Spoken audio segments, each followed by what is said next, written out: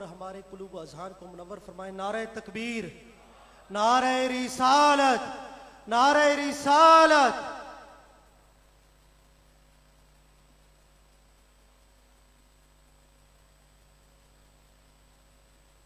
بسم اللہ الرحمن الرحیم. اللہم صلی علی سیدنا محمد تعینک الاقدم والمظہر الاتم لاسمک الاعظم بعدد تعینات ذاتک وتجلیات صفاتک وعلی آلہ وصحبہ کذالک. عزت و تکریم کی مسند پر جلوہ فکن حضرت قبلہ سید کرامت علی حسین شاہ صاحب زید مجدہ ملک پاکستان کے باوقار معزز ترین ثناخوان رسول قبلہ سید زبیب مسعود شاہ صاحب اور جامعۃ المصطفیٰ کی باوقار اور باوفا انتظامیہ، ہماری سعادت مندی اور خوش قسمتی ہے کہ ہم برادر مکرم خالد حسنین خالد صاحب کی اس دعائیہ تقریب میں شرکت کی سعادت حاصل کر رہے ہیں. حضرات ذی وقار، نعت رسول کریم صلی اللہ تعالی علیہ وسلم کی مدح و توصیف کا نام ہے. کبھی نعت نثر میں ہوتی ہے اور کبھی نعت نظم میں ہوتی ہے. نثری نعت کی بنیاد تو رب ذوالجلال نے خود رکھی. وَإِذْ أَخَذَ اللَّهُ مِيثَاقَ النَّبِيِّينَ لَمَا آتَيْتُكُم مِّن كِتَابٍ وَحِكْمَةٍ. یہ وہ مجلس نعت تھی جس کی بنیاد رب کریم نے انبیاء کرام کی جھرمٹ میں خود تجویز فرمائی اور رحمت دو عالم صلی اللہ تعالی علیہ وسلم کی تعریف و توصیف انبیاء کی مجلس میں کی.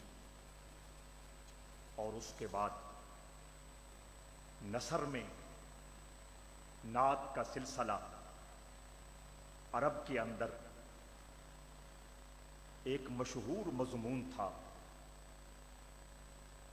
آپ کے لیے یہ بات باعث حیرت ہوگی کہ خود رحمت کائنات صلی اللہ تعالی علیہ وآلہ قریش مکہ کو دی تھی. بات کو بڑھانا نہیں، میرے بعد قبلہ سید کرامت علی حسین شاہ صاحب کا وقیع اور تفصیلی خطاب ہے. میں مختصر تاریخ نعت عرض کر کے خالد حسنین خالد صاحب کی ذات تک پہنچوں گا. رسالت مآب صلی اللہ تعالی علیہ وآلہ وسلم کے دادا جان جناب عبد المطلب صرف شریف مکہ نہیں تھے، صرف درویش ملت ابراہیمی نہیں تھے، صرف نگہبان کعبہ نہیں تھے، اپنے زمانہ کے بلند پایا عالم اور بلند پایا شاعر بھی تھے. رحمت دو عالم صلی اللہ تعالی علیہ وسلم کی جلوہ گری کے وقت اس کائنات کے عالم صلی اللہ تعالی علیہ وآلہ وسلم کی انگلی پکڑ کر بیت اللہ شریف کے سائے میں کھڑا کرتے ہیں اور عرض کرتے ہیں، اے میرے مالک، اس خوبصورت چہرے کی برکت سے سیرابی عطا فرما دے، بہار اور برسات کا ماحول بنا دے. ابھی چہرے پہ ہاتھ مکمل پھرے نہیں تھے، بادل چھا گئے اور برسنے لگے. اور اس لمحے کو جناب ابو طالب نے کس خوبصورتی کے ساتھ محفوظ کیا. اب ید یستسقی الغمام بوجہہ وہ شان دستگیری عطا فرمائی ہے کہ آنے والے زمانے میں ساری کائنات کی بیوائیں اور سارے کائنات کے یتیم اس کی رحمت کی چھتری تلے موجود ہوں گے۔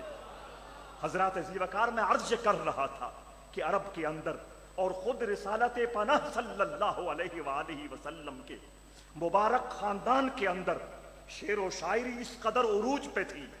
حضرات ذی وقار رحمت دو عالم صلی اللہ تعالی علیہ وآلہ وسلم خود شعر نہیں کہتے تھے لیکن شعر پسند فرماتے تھے۔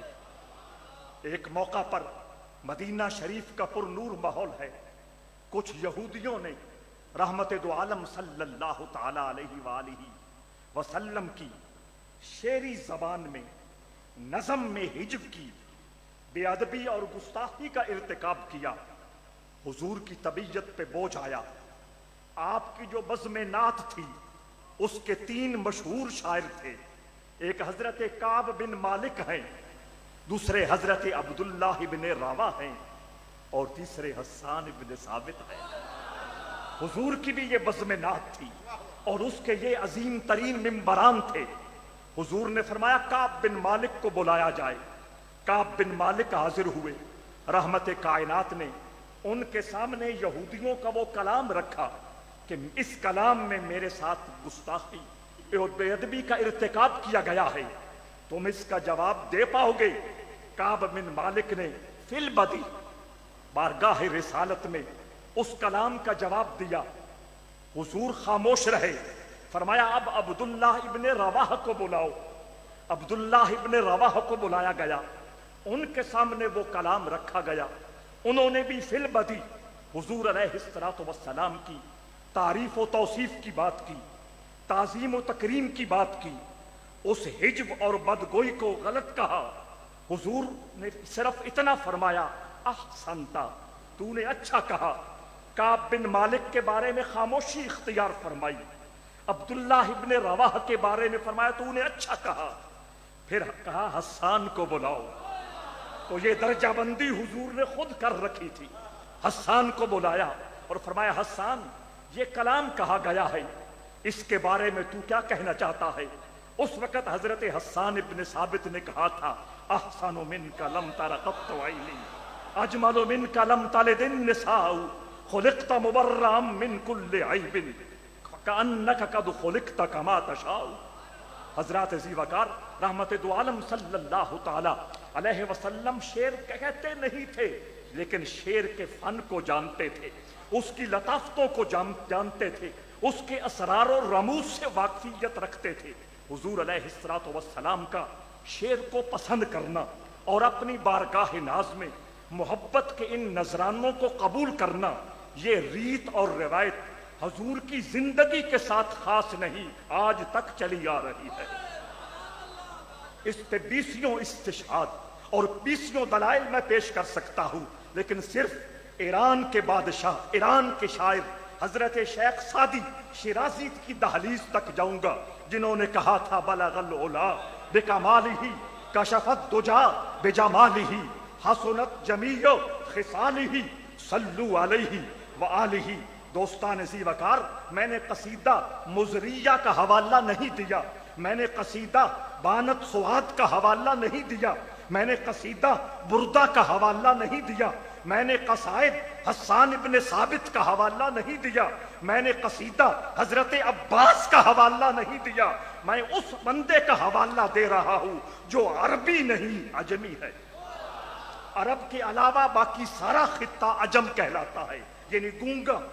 حضرت شیخ سعدی شیرازی فارسی النسل ہے، ایرانی ہے، عرب نہیں ہے، لیکن اس ذوق کے ساتھ، اس شوق کے ساتھ اور اس درد و محبت کے ساتھ جب کہا بلغ العلا بکمالہ کشفت دجا بجمالہ حسنت جمیع خصالہ، زبان رک گئی، دماغ بند ہو گیا، آگے الفاظ نہیں آ رہے تھے۔ شاہ ولی اللہ محدث دہلوی کے والد گرامی شاہ عبد الرحیم محدث دہلوی اس حقیقت کو بیان کرتے ہیں کہ جس وقت زبان کنگ ہو گئی، دماغ نے کام کرنا چھوڑ دیا، سعدی کہتے ہیں اب جاؤں تو کہاں جاؤں، अचानक एक करीम हस्ती सामने जलवागर हो गई।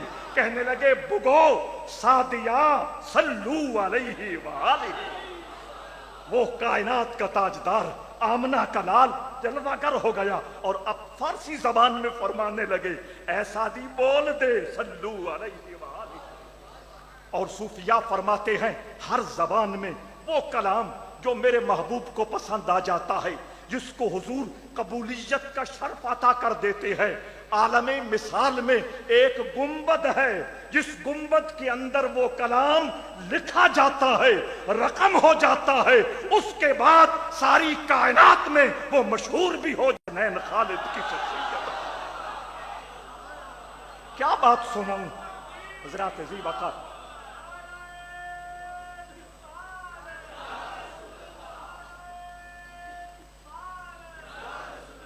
शाह साहेब तफसीली रोशनी डालेंगे, मैं सिर्फ एक बात करके बात को समेट रहा हूं। मैं किसी जगह देख रहा था, एक जगह खालिद हसनैन खालिद भाई नात शरीफ पढ़ रहे हैं, बहुत बड़ा मजमा है।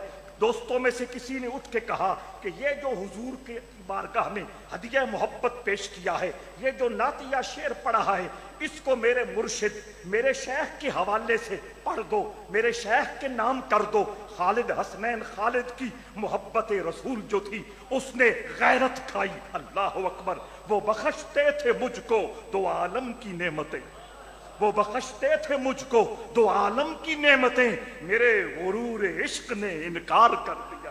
जोश मली आबादी ने शायद इसी लम्हे के लिए ये शेर तजवीज किया था। खालिद हसनैन खालिद का बॉडी लैंग्वेज अपनी जगह, और उसका ये कहना कि कुछ भी हो जाए, जो शेर रसूलुल्लाह की मिधा और तारीख में लिखा गया है, मैं कायनात में किसी और के हवाले से नहीं पढ़। अल्लाह उसकी कब्र पर करोड़ों रहमतें नाजिल फरमाए, और उसका ये लगाया हुआ पौधा, ये अल मुस्तफ़ा की इंतजामिया खुलूस के साथ, दर्दो सोज के साथ और पूरी वफा के साथ इसको तनावर दरख्त बनाने के लिए लगे रहें। अल्लाह रब्बुल इज्जत आपकी हाजिरी भी अपनी बारगाह में कबूल फरमाए, और मुझे भी आपके कदमों के साथ मस होने वाली मिट्टी के सदके मेरी बातों में खुलूस रख के इनको अपनी बारगाह में कबूलियत का शर्फ अता फरमाए। वमा अलैया इल्लल बलाग।